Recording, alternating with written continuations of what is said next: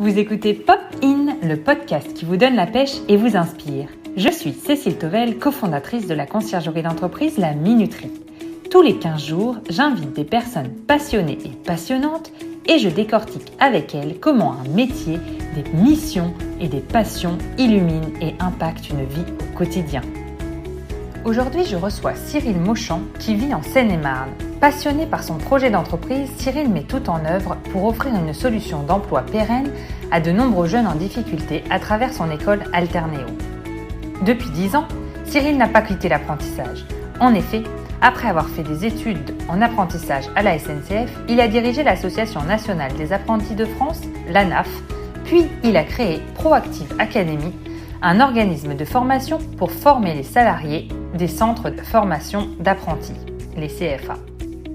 En 2021, il monte avec son équipe Alternéo une école 100% apprentissage dans le domaine de la vente, du commerce et de la relation client. En un an, il a pu accueillir 150 apprentis et tisser des partenariats avec les plus grandes entreprises comme Zara, Ikea, les magasins Action ou encore Starbucks.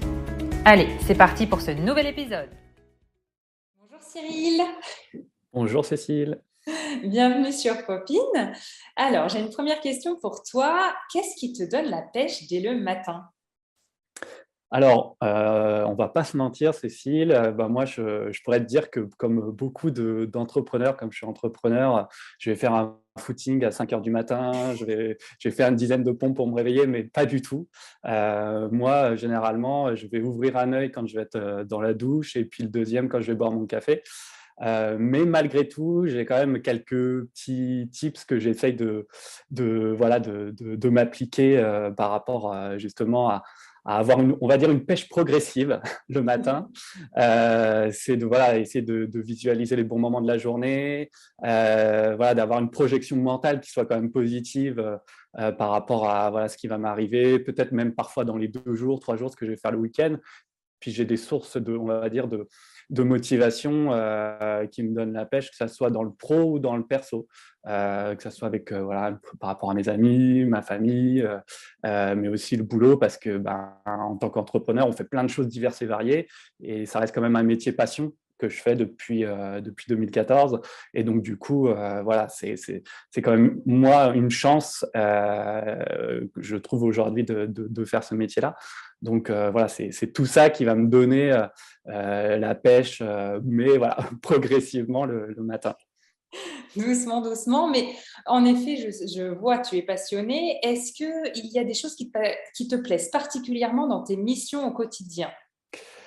En fait, ce qui je trouve vraiment bien dans le métier d'entrepreneur aujourd'hui, c'est que tu vas faire plusieurs tâches. Tu vas faire du marketing, tu vas faire du commercial, tu vas faire du recrutement, tu vas faire du management. Donc, en fait, tu touches un peu à tout. Et c'est ça vraiment qui est stimulant, qui est passionnant et que j'apprécie beaucoup aujourd'hui dans mon métier.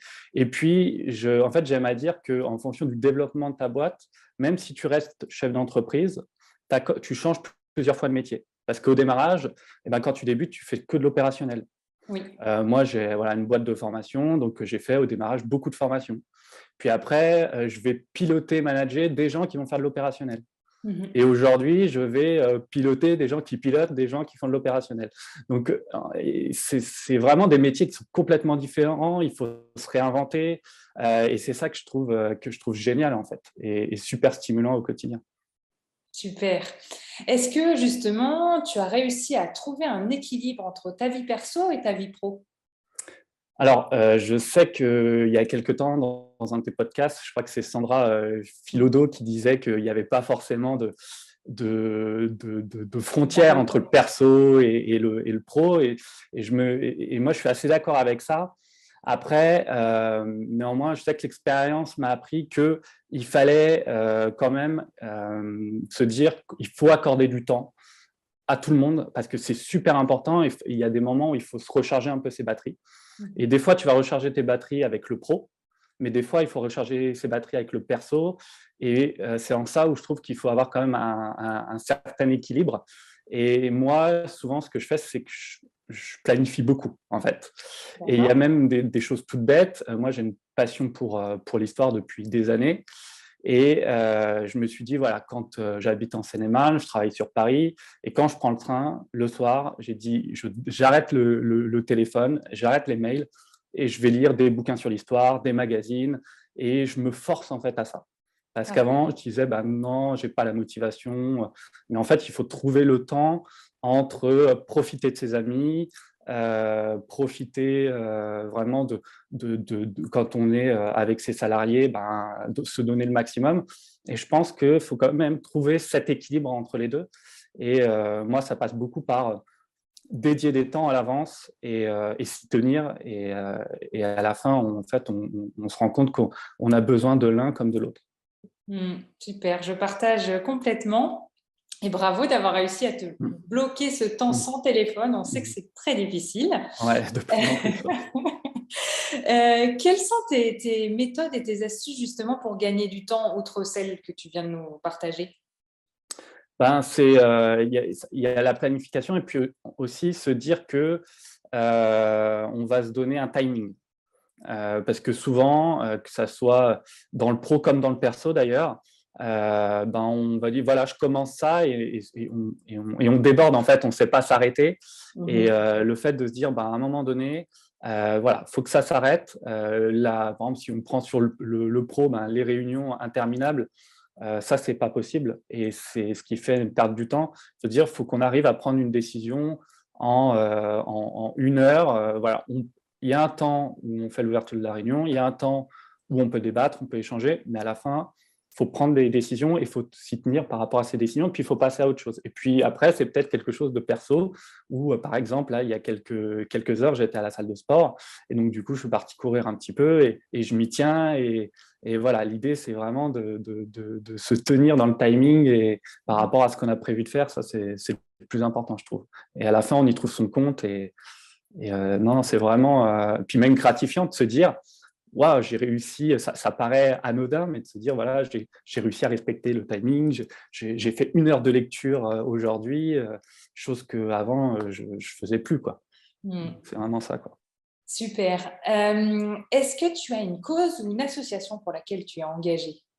Alors, j'ai envie de dire, moi, ma cause, en fait, c'est la boîte que j'ai créée, parce que c'est une boîte qui s'appelle Alterneo, qui est une école aujourd'hui, et qui est une école qui va aider les jeunes qui sont les plus en difficulté à travers l'apprentissage. Et l'idée, c'est par l'accompagnement, par le fait de proposer déjà une école qui est gratuite, Oui. d'accueillir des jeunes qui sont sans contrat, de pouvoir, contrat d'apprentissage, de pouvoir les aider à trouver. Il faut savoir qu'il y a 95% des apprentis de l'école Alternéo aujourd'hui qui trouvent un contrat grâce à notre réseau d'entreprise. Donc là, ça leur donne une chance. Et puis après, nous, au quotidien, on est engagé sur les problématiques, par exemple, des freins périphériques, le logement. Récemment, on a eu quelqu'un qui dormait même dans la rue. Donc l'idée, ça a été de lui l'aider à trouver un logement, l'aider en fait, il venait en cours, c'était le seul moment où il pouvait être au chaud. Donc c'est vraiment c'est ça qui m'anime, moi, et qui anime aujourd'hui un peu toute l'équipe, c'est qu'on sait qu'on a un vrai impact. Et souvent, je fais la comparaison, je dis, voilà, je n'ai pas choisi de vendre des cigarettes électroniques, j'ai choisi de faire ça. Et en fait, c'est un engagement qui est quotidien, en fait. Et c'est Comment ils vraiment viennent ça. Excuse-moi, je t'ai coupé. Comment ils viennent à toi, les personnes qui souhaitent venir justement dans cette école qui est gratuite pour eux? Est-ce que ils sont sourcés par toi ou par des organismes extérieurs? Mais en fait, on fait les deux. On va travailler avec des missions locales, on travaille avec Pôle emploi aussi, mais on va communiquer sur les réseaux sociaux.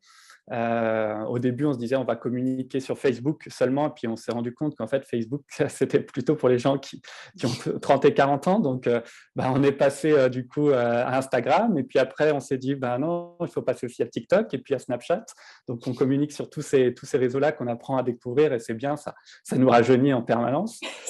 Donc, c'est ça qui est top. Et puis, voilà, on a aussi un site qui s'appelle contratdapprentissage.fr, qui est un site d'audience sur l'apprentissage où il y a toute l'actu sur l'apprentissage.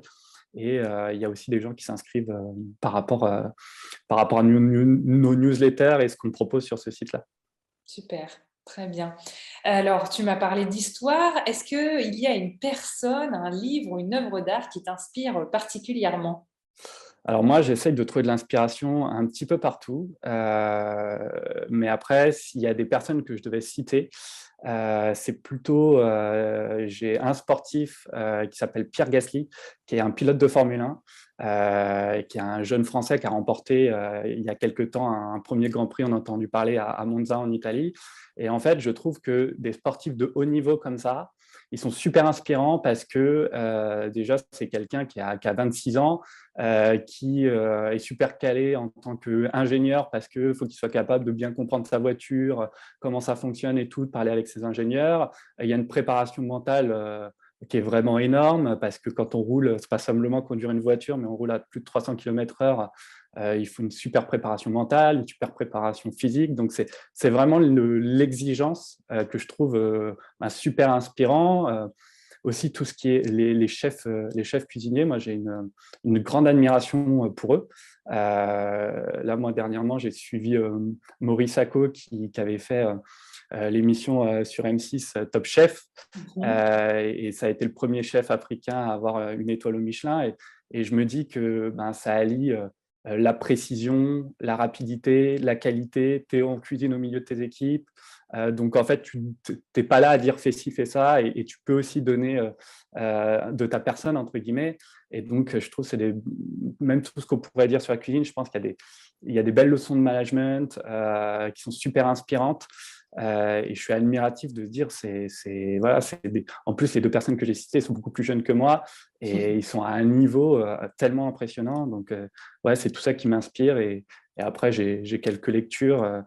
Et dernièrement, j'ai lu Utopie réaliste, qui est un bouquin de Bregman qui, par exemple, va essayer d'expliquer comment combattre la pauvreté avec un angle intéressant en disant peut-être que si on donnait de l'argent directement à des SDF dans la rue, il y aurait plus d'impact que toutes les aides qu'on peut mettre à côté sur le logement, sur les services des maraudes, etc.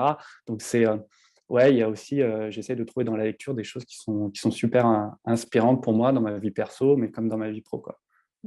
Merci pour ces partages.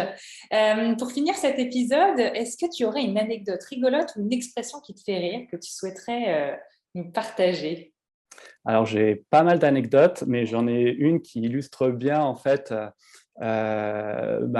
l'équilibre entre vie pro et vie perso, et que des fois, quand on mélange un peu tout, ça peut être, on peut se retrouver dans des situations très cocasses. En fait, le soir, avant, j'avais l'habitude de, comme je disais, dans le train, de toujours être sur mon téléphone, sur mes mails. Et un jour, je fais ça dans le train, je fais ça en marchant entre le train et chez moi. J'arrive chez moi, je suis encore debout en train d'écrire des mails, etc., et écrire des SMS. Et en fait, j'envoyais des SMS à une amie et en même temps, j'envoyais des SMS pro.